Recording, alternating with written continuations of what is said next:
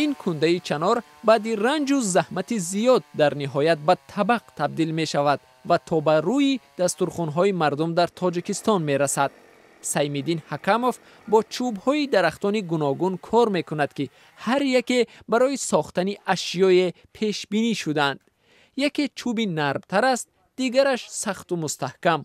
برای طبق تراشی بیشتر چوبی چنار و چهار مغز را به کار می‌برد. دومی طلبگار زیاد دارد.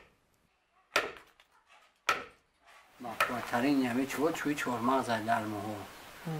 مثلا اگر این را روان کنی نگاه بین کنی مثلا خیلی سوال من میبینم. اما یک سال اخیر سیم‌الدین حکموف به چوبی چنار رو آورده است، زیرا بریدن درختان چهار مغز را منع کردند. چوبی چنار در مقایسه با چهار مغز نرمتر است و بیشتر یافت می شود. به طور استثنا اجازه می دهند چهار مغز ها را هم ببرند. جای ساختمان در میخیزه میزنیم، فیران رو میکنن میزنیمش.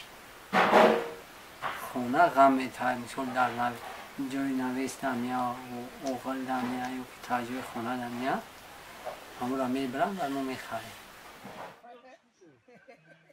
از بس که سالهای اخیر جنگلزارهای وسیع چهار مغز و پیسته ها در ختلان را بریدند، مقامات دستور دادند که بریدن چهار مغز منع شود.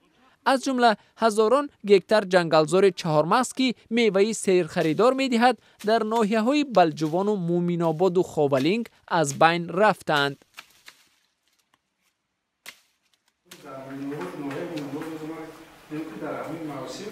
از همه 31 سند بروش غیرقانونی درخت‌ها در کجایی جنگل مومین‌آباد و مبلغ 3126 تومان.